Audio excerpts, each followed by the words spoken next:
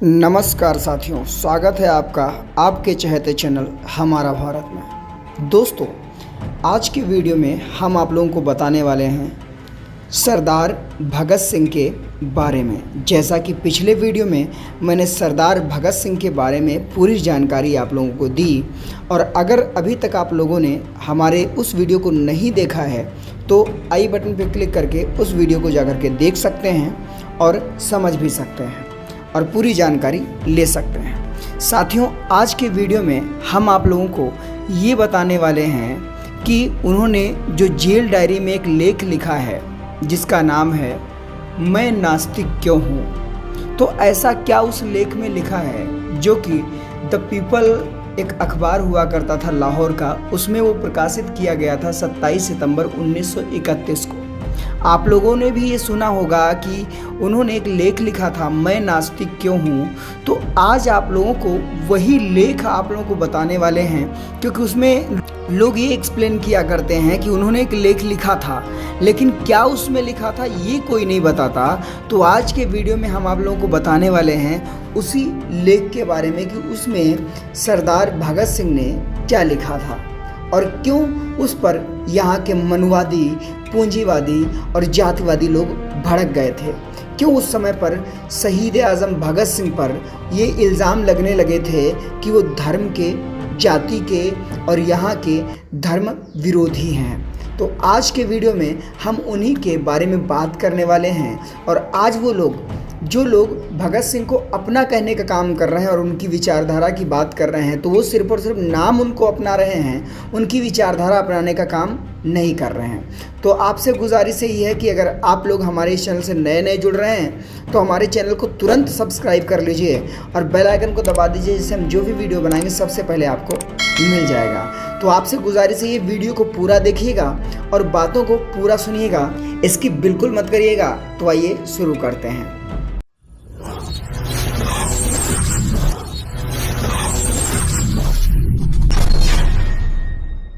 साथियों, शहीद आज़म भगत सिंह ने जेल में रहते हुए लिखा था जो लेख का नाम है मैं नास्तिक क्यों हूँ, जो कि 27 सितंबर 1931 को लाहौर के अखबार द पीपल में प्रकाशित हुआ। इस लेख में भगत सिंह ने ईश्वर की उपस्थिति पर अनेक तर्कपूर्ण सवाल किए हैं और इस संसार के निर्माण, मनुष्य के जन्म, मनुष्य के मन में ईश्वर की कल्पना के साथ साथ संसार में मनुष्य की दीनता, उसके शोषण, दुनिया में व्याप्त अराजकता और वर्ग भेद की स्थितियों को भी विश्लेषण किया है। यह भगत सिंह के लेखन के सबसे चर्चित हिस्सों में रहा है। स्वतंत्रता संग्राम सेनानी बाबा रणधीर सिंह 1930 से 1931 के बीच लाहौर के सेंट्रल जेल में कैद थे। वे एक धार्मिक व्यक्ति थे जिन्हें यह जानकर बहुत ही कष्ट हुआ कि भगत सिंह का ईश्वर पर विश्वास नहीं है। वे किसी तरह भगत सिंह की काल कोठरी में पहुंचने में सफल हुए और उन्हें ईश्वर के अस्तित्व पर यकीन दिलाने की कोशिश की। असफल होने पर बाबा ने नाराज होकर कहा, प्रसिद्धि से तुम्हारा दिमाग खराब हो गया है और तुम अहंकारी बन गए हो, जो कि एक काले पर्दे की तरह तुम्हारे और ईश्वर के बीच खड़ी है।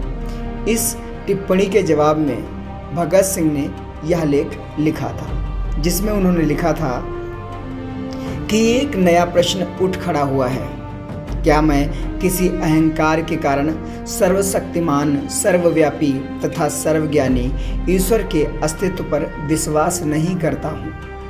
मेरे कुछ दोस्त शायद ये कहकर मैं उन पर बहुत अधिकार नहीं जमा रहा हूँ, मेरे साथ अपने थोड़े से संपर्क में इस निष्कर्ष पर पहुँचने के लिए उत्सुक हैं कि मैं ईश्वर के अस्तित्व को नकार कर कुछ ज़रूरत से ज़्यादा आगे जा रहा हूँ और मेरे घमंड ने कुछ हद तक मुझे इस विश्वास के लिए उकसाया है।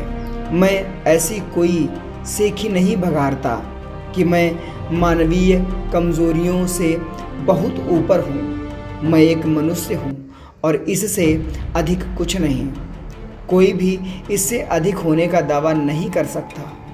यह कमज़ोरी मेरे अंदर भी है। अहंकार भी मेरे स्वभाव का अंग है। अपने कामरेडों के बीच मुझे निरंकुश कहा जाता था। यहाँ तक कि मेरे दोस्त श्री बटुकेश्वर कुमार दत्त भी मुझे कभी कभी ऐसा कहते थे। कई मौक़ों पर स्वेच्छाधारी कहकर भी मेरी निंदा की जाती थी। कुछ दोस्तों को शिकायत है और गंभीर रूप से है कि मैं अनचाहे ही अपने विचार उन पर थोपता हूँ और अपने प्रस्तावों को मनवा लेता हूँ। यह बात कुछ हद तक सही है, इससे मैं इनकार नहीं कर सकता। इसे अहंकार कहा जा सकता है। जहाँ तक अन्य प्रचलित मतों से मुकाबले हमारे अपने मत का सवाल है, मुझे निश्चय ही अपने मत पर गर्व है, लेकिन यह व्यक्तिगत नहीं है। ऐसा हो सकता है कि यह केवल अपने विश्वास के प्रति न्यायोचित गर्व हो और उसको घमंड नहीं कहा जा सकता। घमंड तो स्वयं के प्रति अनुचित गर्व की अधिकता है। क्या यह अनुचित वर्ग है जो मुझे नास्तिकता की ओर ले गया, अथवा इस विषय का खूब सावधानी से अध्ययन करने और उस पर खूब विचार करने के बाद मैंने ईश्वर पर विश्वास किया? मैं यह समझने में पूरी तरह से असफल रहा हूँ कि अनुचित वर्ग या व्यर्थाभिमान किस तरह किसी व्यक्ति के ईश्वर में विश्वास करने के रास्ते में रोड़ा बन सकता है।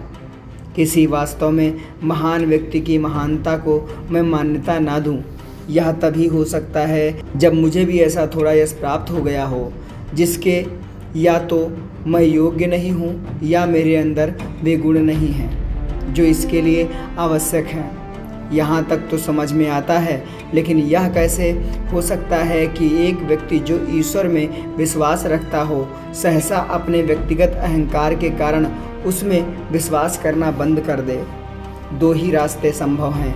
या तो मनुष्य अपने को ईश्वर की प्रतिद्वंदी समझने लगे या वह स्वयं को ही ईश्वर मानना शुरू कर दे। इन दोनों ही अवस्थाओं में वह सच्चा नास्तिक नहीं बन सकता।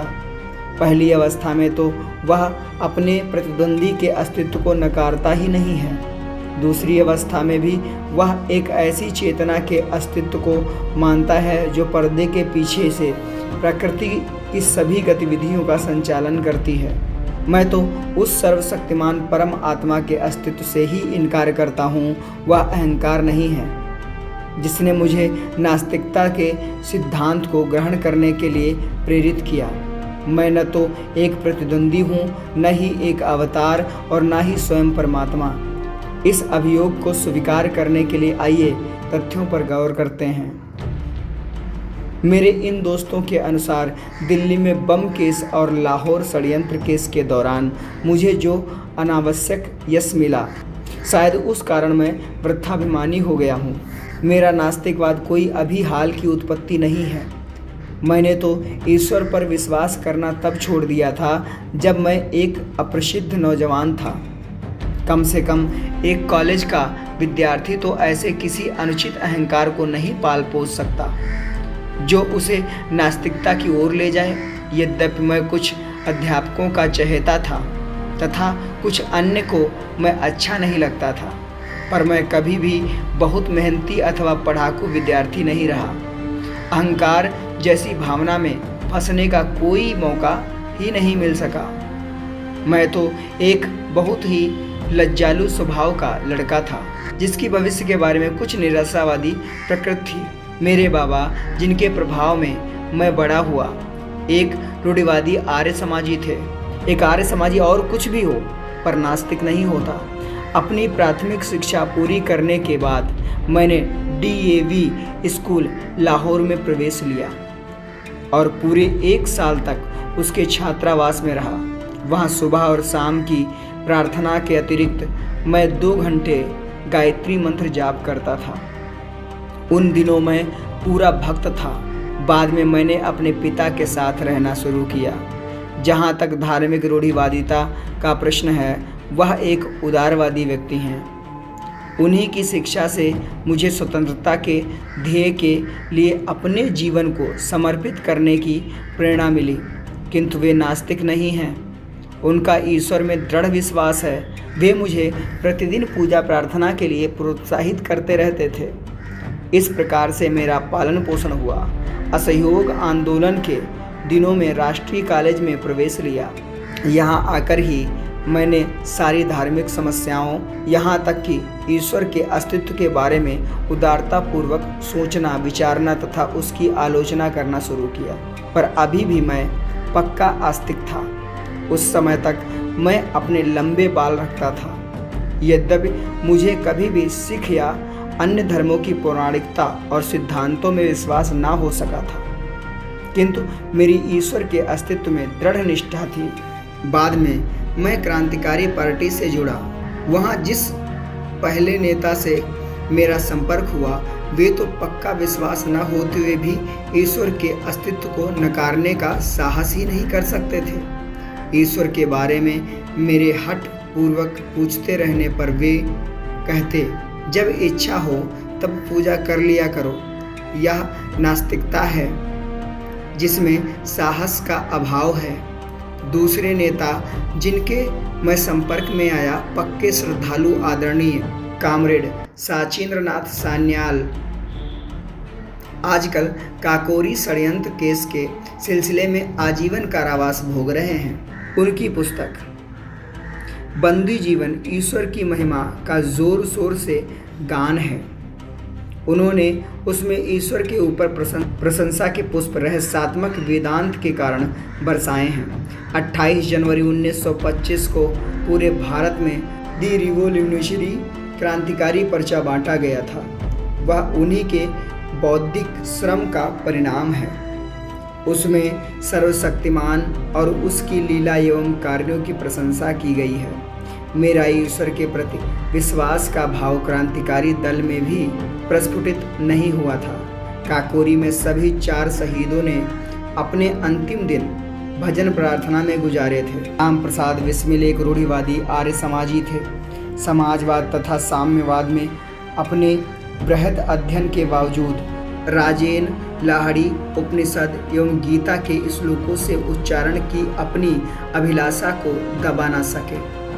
मैंने उन सब में सिर्फ एक ही व्यक्ति को देखा जो कभी प्रार्थना नहीं करता था और कहता था, दर्शन शास्त्र मनुष्य की दुर्बलता अथवा ज्ञान के सीमित होने के कारण उत्पन्न होता है।